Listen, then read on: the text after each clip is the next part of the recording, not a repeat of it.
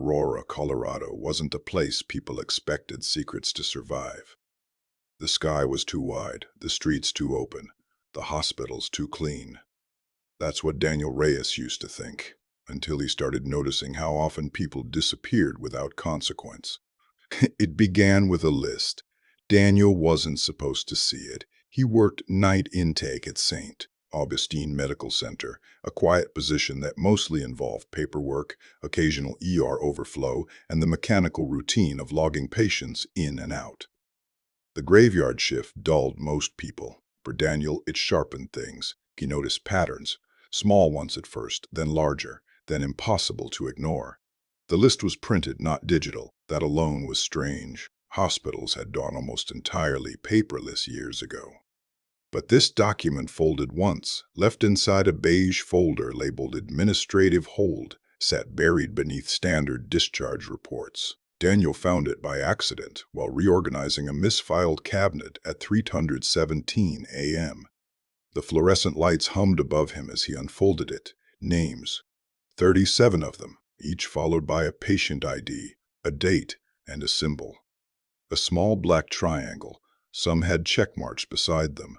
Others had circles. A few were underlined twice. No explanation, no headings, no signatures, just names. "Looking for something?" Daniel flinched. He turned to see Nurse Halverson leaning against the doorway, arms crossed. She was older, late 50s, maybe, and had the kind of expression that never quite settled into friendliness or suspicion. Just observation. "Just fixing the filing mess," Daniel said, quickly folding the paper back. Her eyes dropped briefly to his hands, then back to his face. "That cabinet doesn't get touched," she said. "I was told to reorganize, intake overflow." "No one told you that." Her voice wasn't accusatory. It was flat, certain. Silence stretched. The hum of electricity filled it. Daniel forced a shrug. "Then I guess I'm being proactive." A pause. Then, unexpectedly, a small smile, not warm, not cold, just knowing. "Well," she said, pushing off the doorframe, "be careful what you organize." And then she walked away. Daniel waited until her footsteps faded. Then he looked back at the folder. Something in his chest had tightened. Not fear, not yet, but recognition, like standing at the edge of something deep without realizing how far it went. He slipped the list into his bag. That was mistake number one. Kaiforol. By the time his shift ended at 6 a.m., Daniel had already started cross-referencing names in the system. It didn't take long. Every name on the list had one thing in common: no discharge record, no transfer, no death certificate, nothing. They just stopped existing in the hospital system, which wasn't supposed to happen. Hospitals tracked everything. Even mistakes had paperwork, especially mistakes. But these people vanished. Daniel leaned back in his chair, staring at the screen. 37 patients gone, and no one had flagged it. He started digging deeper. Admission notes, initial diagnoses, last recorded vitals. And then something else. A recurring notation, buried in physician comments. Easy to miss unless you were looking for repetition, marked for extended observation. Every single one of them. But there were no observation logs, no nurse check-ins, no medication records, nothing after that line. Extended observation. Daniel whispered it under his breath. It didn't mean anything. And yet, it felt like it did. By the time he left the hospital, the sun had risen over Aurora. Golden light washed across the parking lot. Cars came and went. Doctors laughed near the entrance. Everything looked normal. Daniel stood there for a long moment, watching, waiting, as if something beneath the surface might reveal itself. It didn't, so he went home. He didn't sleep. Instead, he spread the list across his kitchen table and started searching public records. It was slower work, messier, but by noon, patterns began to form. Missing persons reports, not all of them, but enough. 7 names matched active missing persons cases in Colorado. 3 more matched cases in neighboring states. The rest, no records, no reports, no one looking. That bothered him more than anything, because people didn't just disappear without someone noticing, unless no one was left to notice. Daniel leaned back in his chair, rubbing his eyes. He hadn't eaten, hadn't rested, but his mind was moving faster now, connecting things, building something he didn't fully understand yet.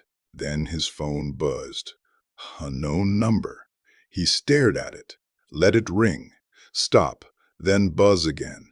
He answered. Hello, silence. Then a voice. Low, silence. Then a voice. Low, calm, unfamiliar. You took something that doesn't belong to you.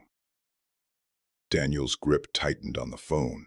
I don't know what you're talking about. A soft exhale on the other end. Not frustration, not anger.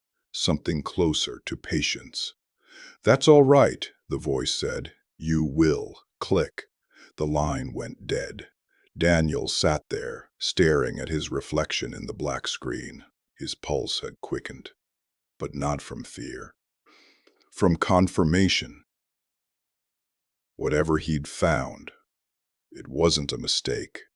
It was something real. And now, someone knew he had it. Mistake number 2. That night, Daniel returned to St. Augustine, earlier than his shift, earlier than usual.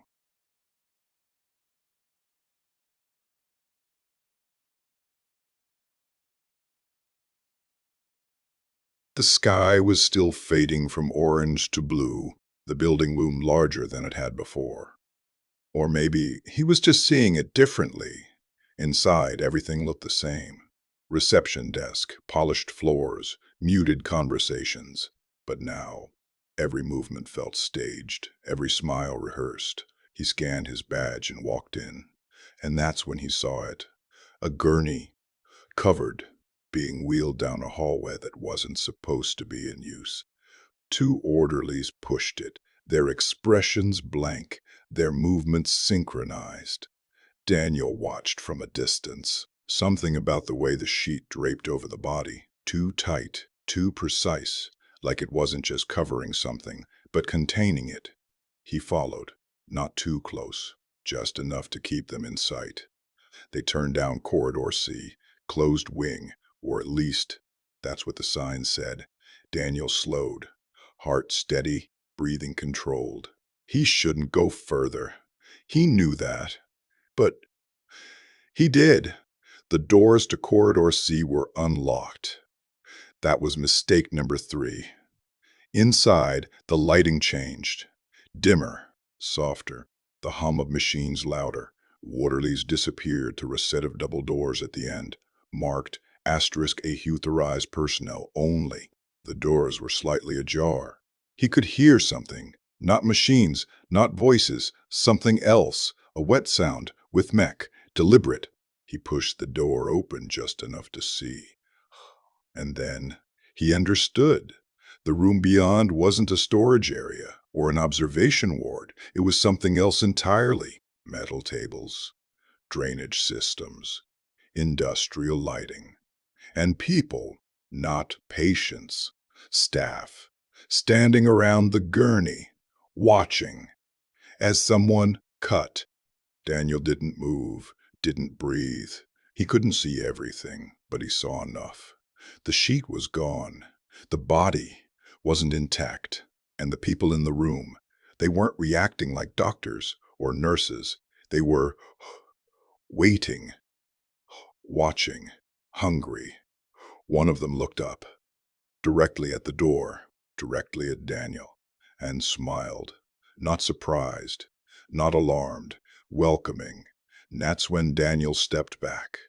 Slowly, quietly, but it was already too late, because as the door closed, he heard footsteps behind him, and a voice, calm, familiar. You really should have gone home. Daniel turned. Nurse Halverson stood there, her expression unchanged, but her eyes, We're different now, not observing, knowing. You found the list, she said. Daniel didn't answer. Didn't need to. She stepped closer, lowered her voice. Do you know what happens to people who go looking for explanations here? A pause. Then they become part of the system. Behind her, the hallway lights flickered, and from the room, that sound again. Wet, wet, unstoppable. Halverson tilted her head slightly. You're going to have to decide something, Daniel. Her smile returned. Softer this time. More dangerous. Are you going to keep asking questions? A step closer. Or are you going to understand your place in all of this? Daniel's mind raced. Missing people. No records. Extended observation. And now this. He looked past her, toward the door, toward whatever waited inside, and realized this wasn't something he had stumbled into. It was something he had been allowed to see. And that meant they weren't hiding anymore because they didn't have to. Halverson's voice dropped to a whisper. Part 2 is where you choose, she said. And then the lights went out. Darkness didn't fall all at once. It pressed in, like something alive, something aware, sealing every exit Daniel thought he had. For a moment, there was nothing. No hallway, no Halverson, no doors, just the low, electric hum of a building that never truly slept. Then, a click. Emergency lights flickered on, red, dim, pulsing. Daniel blinked hard, forcing his eyes to adjust. Halverson was still there. Closer now, much closer. You hesitate too much, she said quietly. Her voice carried differently in the red lightless human, more mechanical, like it had been practiced too many times. Daniel took a step back. Stay away from me. She didn't stop. You saw it, she continued, ignoring him. Which means there's no version of this where you walk out unchanged. Behind her, the double doors creaked open. Slowly, deliberately. The smell hit him first. Metallic, thick, fresh. Daniel swallowed hard. His instinct screamed at him to run, but every direction now felt like a trap already set. Who are you people? He asked. Halverson tilted her head again, studying him like a specimen. That's the wrong question. Another step closer. The right question is, what do you think happens to a body once the world stops caring about it? Daniel didn't answer. She smiled faintly. Exactly. From the room behind her, figures began to emerge. Slow, calm, unhurried. Doctors, orderlies, people he had seen every day. People who had smiled at him, joked with him, handed him coffee. Now, they watched him differently. Not as a coworker, as inventory. Daniel's pulse spiked. Those people on the list, you killed them. A few of them actually chuckled, not loudly, just enough. Halverson shook her head. No. A pause. We processed them. Something in Daniel's chest dropped. Not fear this time. Understanding. You're trafficking bodies. Not trafficking, she corrected. Utilizing. She gestured toward the room. Do you know how many people die unnoticed every year, Daniel? Unclaimed. Unmissed. Unrecorded beyond the line in the database no one reads. He said nothing. Thousands, she continued. Perfectly usable resources, buried, burned, wasted. A man behind her stepped forward. Daniel recognized him instantly. Dr. Kessler, chief of surgery. His gloves were still stained. We don't waste, Kessler said calmly. Daniel's stomach twisted. You're eating them, he said. Silence. Then Halverson smiled wider. Some of us are. The words didn't shock him as much as they should have, because deep down, he already knew. That sound, that room, that watching. It hadn't been clinical. It had been ritual. You're insane, Daniel said. No, Kessler replied, stepping closer. We're efficient. He wiped his hands slowly with a cloth. Organs go where they're needed. Tissue is repurposed. And what remains? A slight pause. You shared. Daniel backed up until his shoulders hit the wall.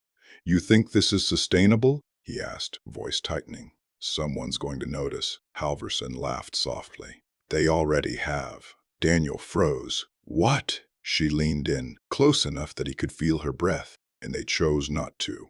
The hallway felt smaller, tighter, like it was closing in around that sentence. You're lying. Am I? She straightened. Those missing reports you found, the ones that exist, they go nowhere. The ones that don't, no one files them. A beat. We operate in the gaps, Daniel. In the blind spots people pretend don't exist. Kessler stepped beside her. And occasionally, he added, we bring in someone new. Daniel's stomach dropped again. This is recruitment. Opportunity, Halverson corrected. She gestured toward the open doors. Come see. Daniel didn't move, but they didn't rush him, didn't grab him, didn't force him. They just waited, because they didn't need to. Slowly, against every instinct he had, Daniel stepped forward, past Halverson, past Kessler, into the room. It was worse up close, not chaotic, not messy. Organized, stations, tools, clean lines. Stations, tools, clean lines, like a kitchen. At the center, the gurney, what remained of the body, was arranged with precision. Nothing wasted, nothing random. And around it, plates, prepared, waiting. Daniel's throat tightened. They were alive, he said. No, Kessler replied. They were processed at the correct stage. Daniel turned sharply. Stage! Halverson stepped in behind him. Extended observation, she said softly. The words clicked into place. Not a note, not a delay, a category. You kept them, Daniel whispered. Silence confirmed it. For how long, he asked. Kessler shrugged slightly. As long as necessary. Daniel looked back at the table, at the precision, the method, the lack of hesitation. You're not just covering deaths, he said slowly. You're selecting them. Halverson's smile widened again. Now you're asking the right questions. A long pause settled over the room. No one moved. No one rushed. Because the decision had already shifted from escape to choice. You called me, Daniel said suddenly. Halverson didn't deny it. The list, he continued. You wanted me to find it. She nodded once. Why? Her answer came without hesitation. Because you noticed. A beat. Most people don't. Kessler added quietly. And the ones who do usually panic. Daniel looked around again. At the calm. The control. The complete absence of fear. You're not hiding, he said. No, Halverson replied. Because you don't have to. Exactly. The realization settled deeper now. This wasn't a secret operation barely holding together. It was stable, refined, protected. And if I say no, Daniel asked. The room didn't tense, didn't react. Halverson simply met his eyes. Then you become part of the system. No threats, no theatrics, just fact. Daniel exhaled slowly. His mind moved through every possible outcome, every escape route, every angle, and each one ended the same way. Here. He looked back at the table one more time, at what remained, at how little had been wasted. Then, at the people around him. Steady, certain. You really believe in this, he said. Kessler answered. We don't believe. A pause. We practice. Something shifted then, not in the room, in Daniel. The fear didn't disappear, but it changed shape, less panic, more clarity, because, for the first time, he understood the scale of it, and the futility of pretending it wasn't real. Halverson stepped closer one final time. Say it, she said softly. Daniel looked at her, then at the others, then at the table, and then he nodded. The reaction wasn't applause, wasn't celebration, just acceptance. Kessler handed him a pair of gloves, clean, unused. Then we start with understanding, he said. Daniel took them. His hands didn't shake. Not anymore. Behind him, the doors closed. sealing the room, sealing the choice. And somewhere deep within St. Augustine Medical Center, another name was added to a list. Not missing, not processed, integrated. The system didn't expand, it absorbed, and Aurora, Colorado, remained exactly as it appeared. Wide skies, clean streets, no secrets, except the ones no one was willing to see.